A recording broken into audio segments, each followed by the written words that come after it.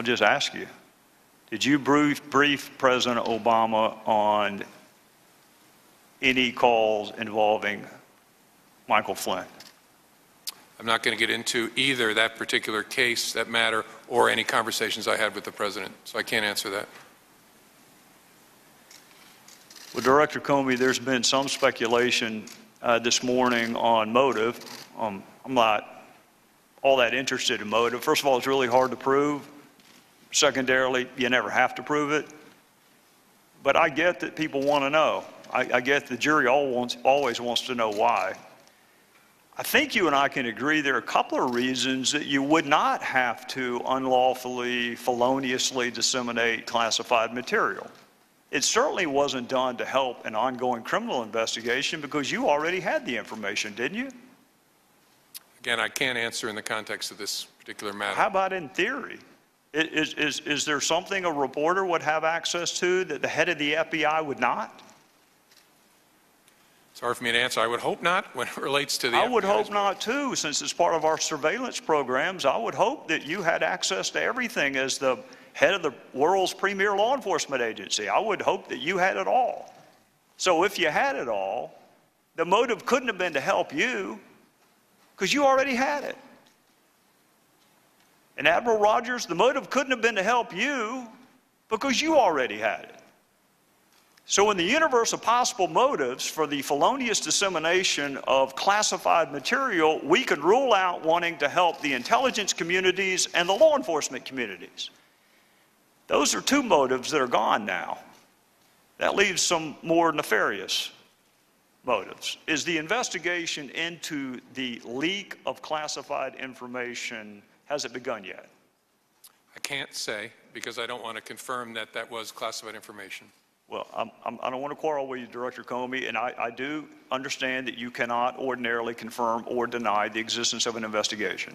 But you did it this morning citing DOJ policy given the gravity of the fact pattern. Would you not agree that surveillance programs that are critical, indispensable, vital to our national security, some of which are up for reauthorization this fall, that save American lives and prevent terrorist attacks also rises to the level of important?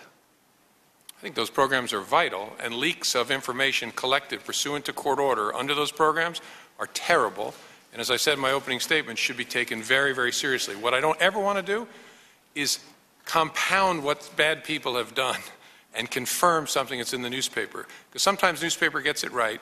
There's a whole lot of wrong information allegedly about classified activities that's in the newspaper. We don't call them and correct them either. That's another big challenge, but we just don't go anywhere near it because we don't want to help and compound the offense that was committed. I understand that, Director Comey, and I'm trying really hard not to get you to discuss the facts at bar.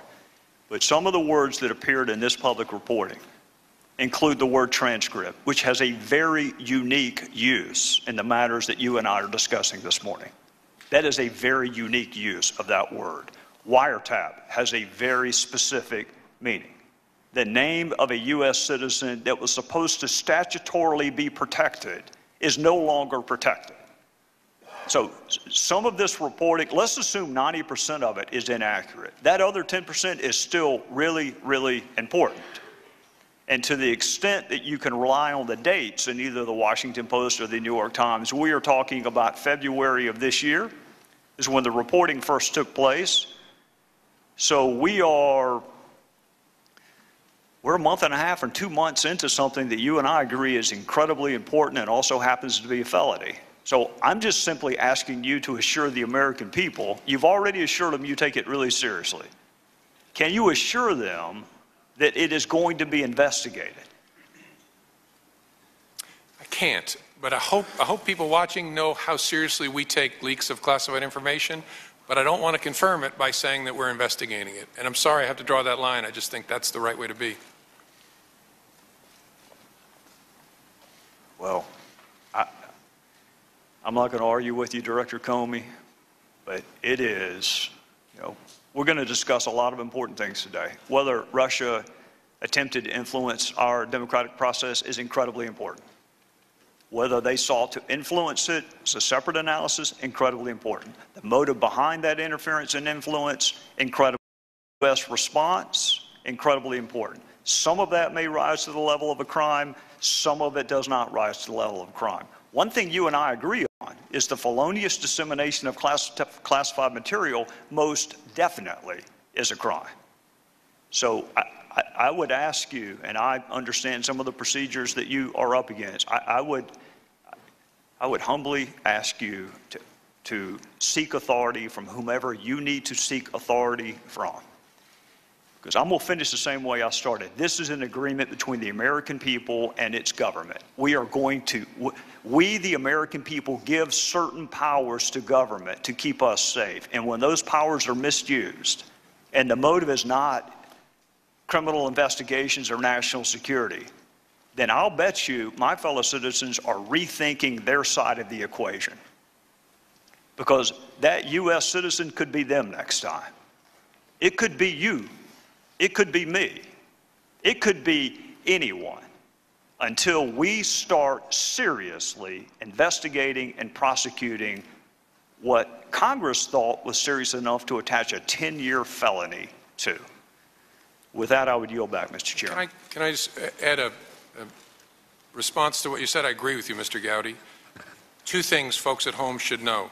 First, an unauthorized disclosure of FISA is an extraordinarily unusual event, so be assured we're going to take it very seriously, because our trust with the American people and the federal judges that oversee our work is vital.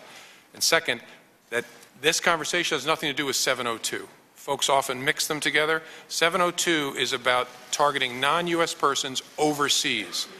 Pursuant to the FISA statute, the FBI can apply to collect electronic surveillance in the United States, but it's a different thing from 702. The conversation you and I are just having is about this, which is vital and important, but I just didn't want to leave folks confused. Director Comey, you are 100% correct, and I am 100% correct in saying that that is a distinction that doesn't make a difference to most of the people watching television. You are exactly correct. What we are reauthorizing this fall has nothing to do with what we are discussing, other than it is another government program where the people consent to allow government to pursue certain things with the explicit promise it will be protected. So you're right, they're different. But in the eyes of people watching, it is the U.S. government officials leaking the name of a U.S. citizen, and if it can happen here, it may happen there. Trust me, you and I both want to see it reauthorized. It is in jeopardy if we don't get this resolved. Gentlemen.